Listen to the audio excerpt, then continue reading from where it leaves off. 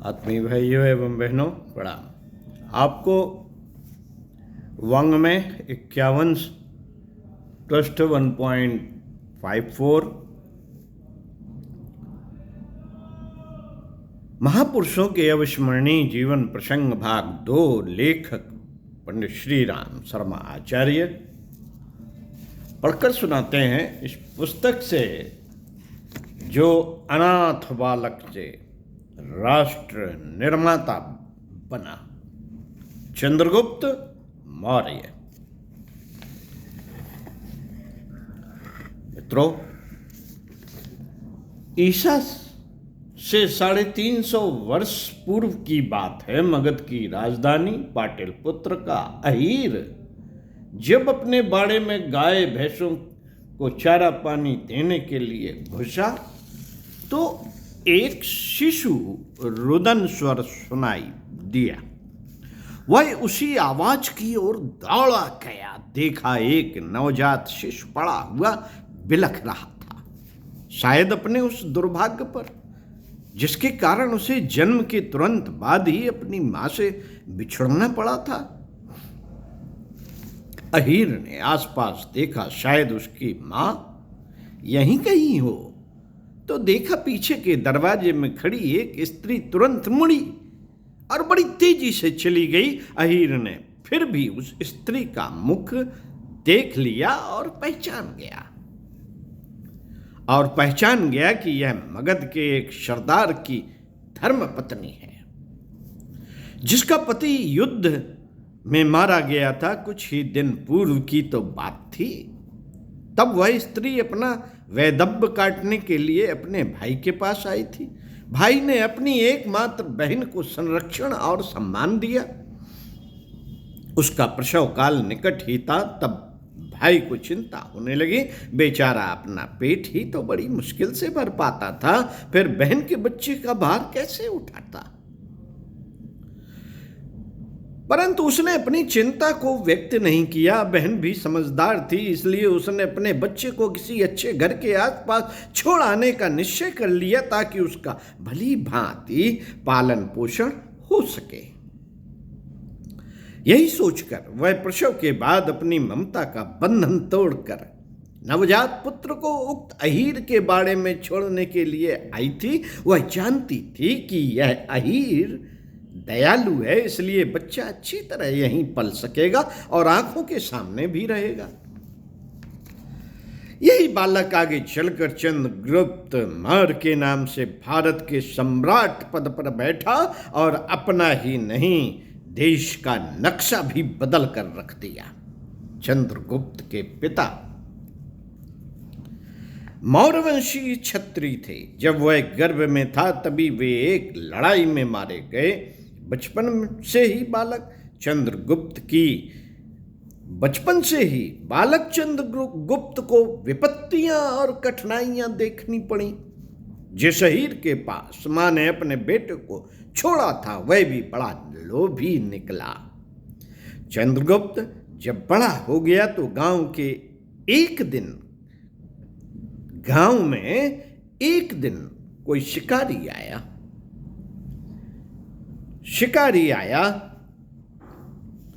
चंद्रगुप्त अपने घर के सामने ही खेल रहा था। दूध मिलता था खूब पीने के लिए और दिन भर खेलना कूदना। बेफिक्री और अच्छे भोजन ने चंद्रगुप्त को परिपुष्ट शरीर प्रदान किया। शिकारी निसंतान था, इसलिए उसने निश्चय किया कि किसी न किसी प्रकार इस बच्चे को अपना बेटा बनाना चाहिए।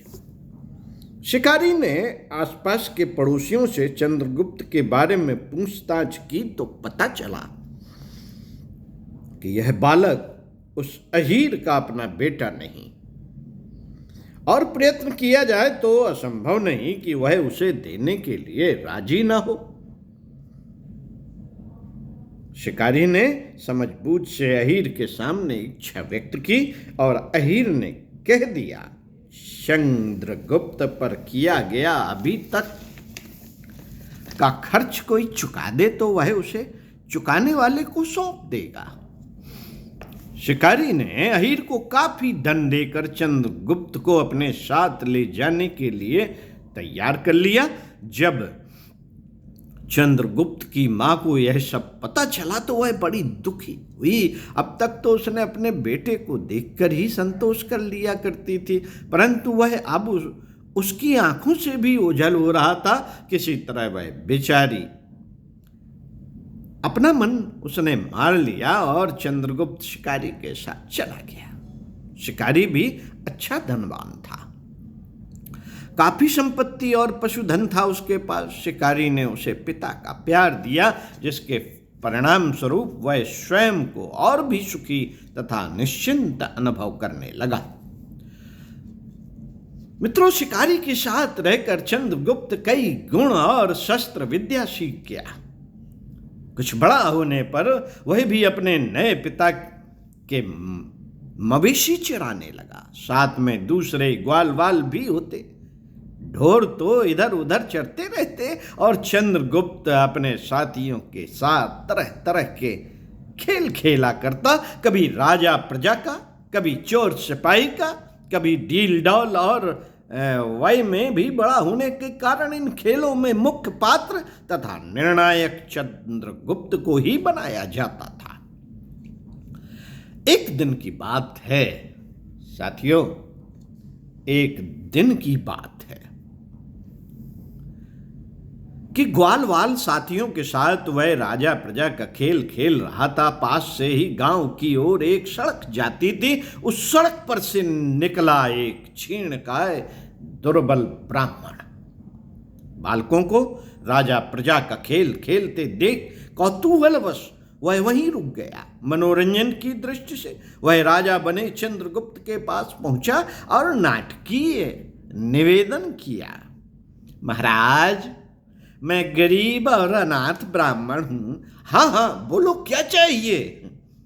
राजा बने चंद्रगुप्त ने कहा, कुछ गायें मिल जाएं तो बड़ी मेहरबानी हो। उस ब्राह्मण ने कहा, ले जाओ। पास चल रही गायों की ओर इशारा करते हुए चंद्रगुप्त ने कहा, जितनी चाहिए ले जाओ। इनका मालिक मुझे पकड़कर मारेगा तो नहीं? ब्राह्मण ने और भी रस लेते हुए कहा, किसकी हिम्मत है जो सम्राट चंद्रगुप्त की आज्ञाओं का उल्लंघन करे? चंद्रगुप्त ने इस प्रकार उत्तर दिया जैसे सचमुच ही वह राजा हो और वह ब्राह्मण जो और कोई नहीं, भारतीय नीति शास्त्र के पंडित चाणक्य थे। इस उत्तर से बड़ी प्रभावित हुए उन्होंने बालक चंद्रगुप्त को एक उदीयमान प्रतिभा के रूप में देखा और लगा कि उनकी खोज पूरी हो गई। उस समय चाणक्य किसी ऐसे युवक की तलाश में थे जिसे आगे कर वे भारत को एक राष्ट्र के रूप में संगठित कर सके।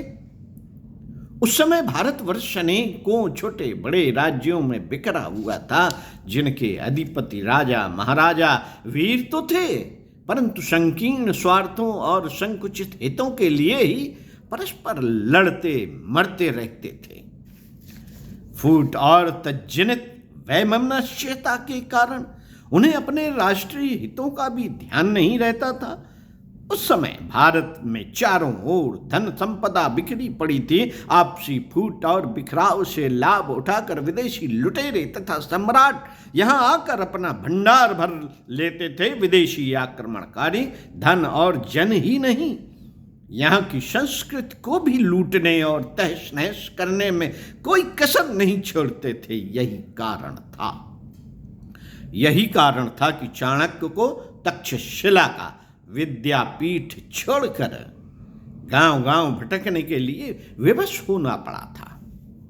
पंडितों और ब्राह्मणों का एक महत् कर्तव्य यह भी है कि वे संस्कृति और धर्म की रक्षा के लिए अपने पद, गौरव और ऐश्वर्य को भूलकर प्राणपण से प्रयत्न करें।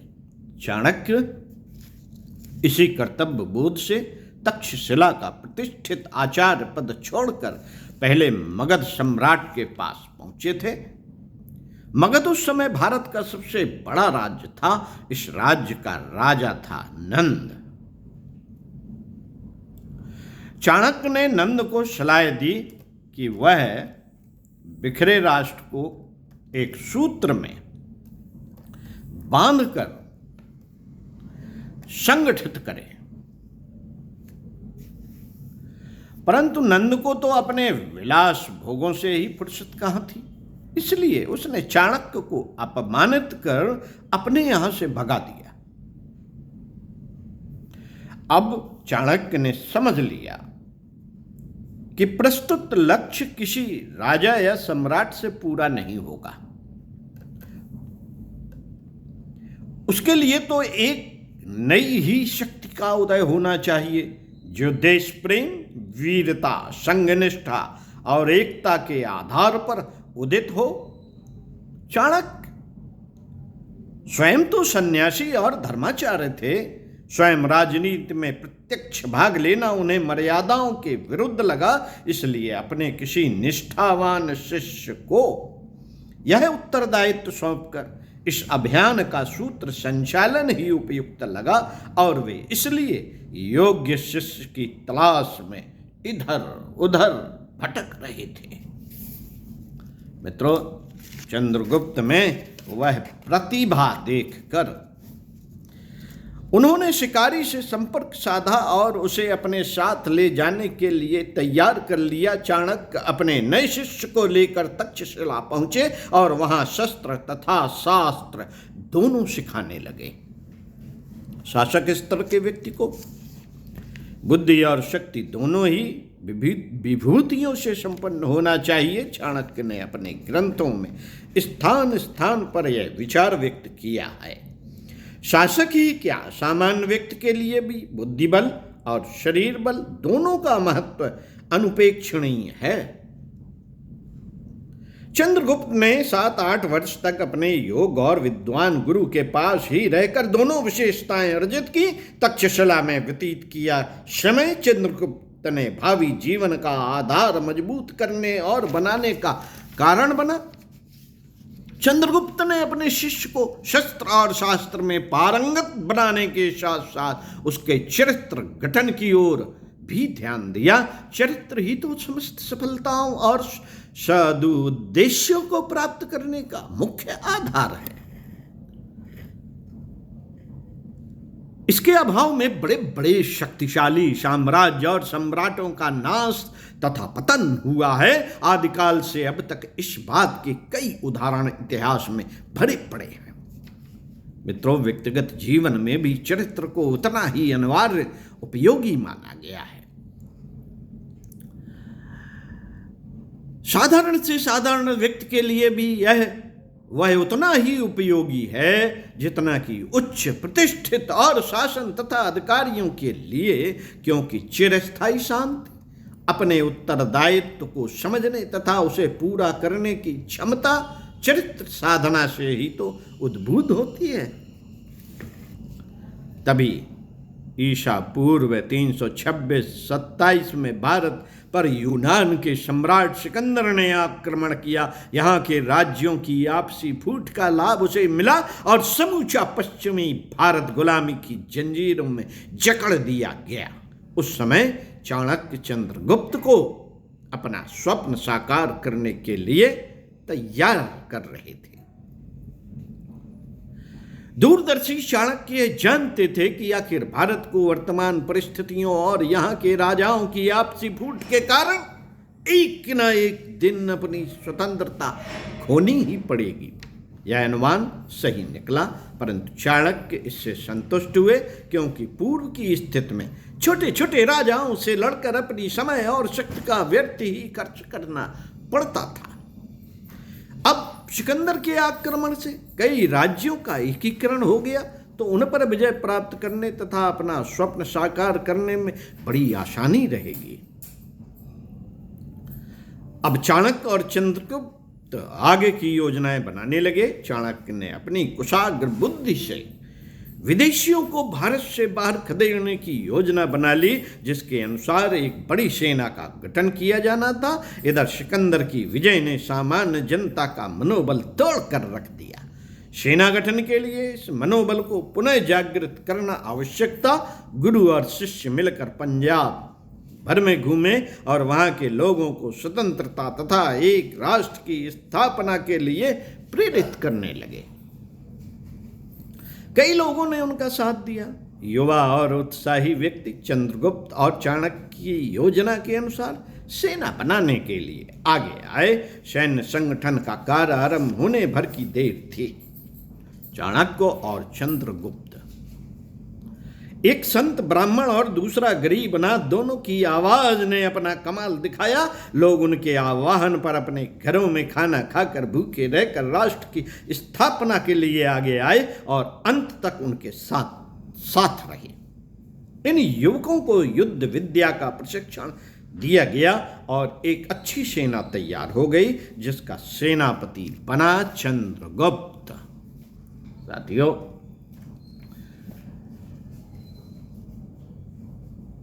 सुनते रहिए। पंजाब की भूमि तो वैसे भी रणबांकुरे जवानों से भरी पड़ी थी। कमी थी तो योग्य नेतृत्व की। चंद्रगुप्त के रूप में उनका अगुआ नेता पाकर पंजाब के वीर नौजवानों ने यूनानियों को ललकारा और झेलम तथा व्यास नदी के आसपास से विजय अभियान शुरू किया, जो यूनानियों से घिरी हुई थी। मरने मारने के लिए कटिबद्ध पंजाबी सैनिक और राष्ट्र निर्माण के लिए आहूत जीवन चंद्रगुप्त और चाणक्य, इन सबकी सम्मिलित शक्ति से 3 वर्ष के भीतर भारत भूमि यूनानियों से रहित हो गई। विदेशी शासन का नामो निशान मिट गया। विदेशियों को भारत भूमि से भागकर चंद्रगुप्त का ध्यान अपने देश की विदेशियों को भारत भूमि से भगाकर चंद्रगुप्त का ध्यान अपने देश की अंदरूनी स्थिति पर दिलाया गया। अभी तो आधे से अधिक काम बाकी पड़ा था। बुद्धि कौशल और निष्ठावान सहयोगियों के बल पर चंद्रगुप्त को विश्वास था यह काम पूरा होकर रहेगा। जिस विश्वास के बल पर 4 वर्ष पूर्व गुरु शिष्य दोनों खाली हाथ घर से निकले थे, वह बुद्धि कौशल ही था जो उन परिस्थितियों में भी इतना बड़ा सैन्य संगठन तैयार हो गया और मंजिल की आधी दूरी तय कर ली। साथियों, पश्चिम भारत को सुरक्षित और कंटकहीन कर चंद्रगुप्त मगध की ओर मुड़ा। उस समय मगध के पास काफी बड़ी सेना थी।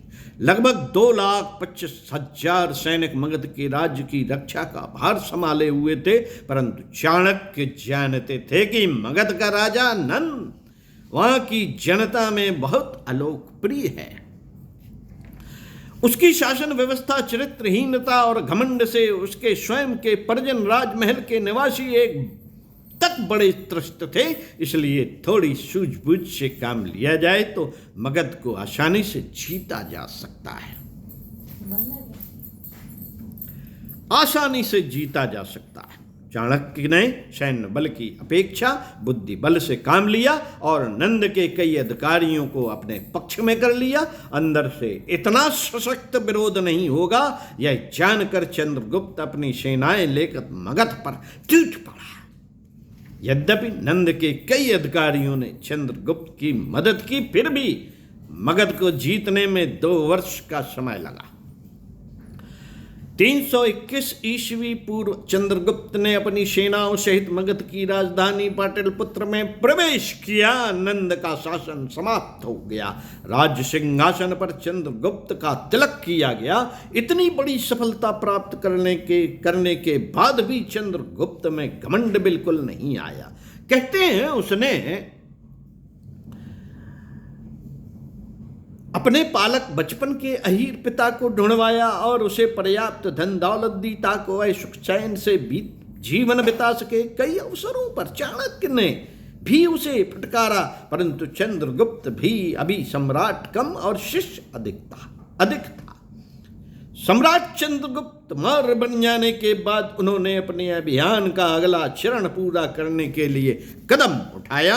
पंजाब, मगध और व्यास नदी के तटवर्ती प्रदेश तो अधिकार में आ ही गए थे। अब मध्य भारत, दक्षिणी प्रदेश और पूर्वी भारत को एक सूत्र में आबद्ध किया और बृहत्तर भारत की नींव रखी। उस समय रचे गए ऐतिहासिक ग्रंथों में चंद्रगुप्त मौर्य का उल्लेख संपूर्ण जम्बूद्वीप के सम्राट के रूप में किया गया है। हिमालय से सागर तक और सिंधु से ब्रह्मपुत्र तक एक राष्ट्र और भारत और उसका निर्माता था एक अनाथ मात्र पितरहीन बालक। सम्राट चंद्रगुप्त ने इतने बड़े साम्राज्य का अधिपति होते हुए भी कभी इस विचार को प्रश्रय नहीं दिया कि मैं अतुल धन संपदा और राजलक्ष्मी का स्वामी हूं। वह सदैव यही मानता रहा कि मैं प्रजा का मात्र सेवक हूं। अपने मार्गदर्शक महामती चाणक्य का विनम्र अनुगामी भर हूं, जो इतने बड़े राष्ट्र के गठन में प्रधान भूमिका निभाने तथा अतुल वैभव का उपभोग करने में समर्थ होते हुए भी शहर से बाहर एक साधारण सी कुटिया में रहते हैं। सर्वोच्च शासन पद पर रहते हुए भी इतना निर्लिप्त और अनासक्त जीवन जीकर चंद्रगुप्त मौर्य ने भारतीय इतिहास में एक स्वर्ण अध्याय अपनी कर्म लेखनी से लिख डाला।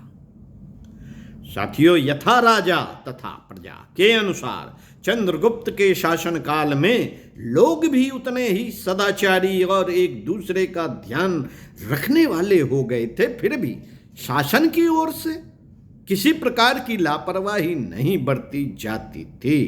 चाणक्य द्वारा लिखित अर्थशास्त्र, जो राज्य व्यवस्था का प्रमुख मार्गदर्शक ग्रंथ माना जाता है, के अनुसार तथा चाणक्य के परामर्श से सारा राजकाज चलता था। सैन्य संगठन तथा सुरक्षा व्यवस्था इतनी सुदृढ़ बनाई गई थी कि बाहर का कोई भी शत्रु राष्ट्र की सीमा को भेद नहीं सकता था। इतिहास में चंद्रगुप्त मौर्य के शासनकाल में ही सेल्यूकस सिकंदर के आक्रमण का उल्लेख भी आता है, परंतु उसे पराजित होकर ही जाना पड़ा।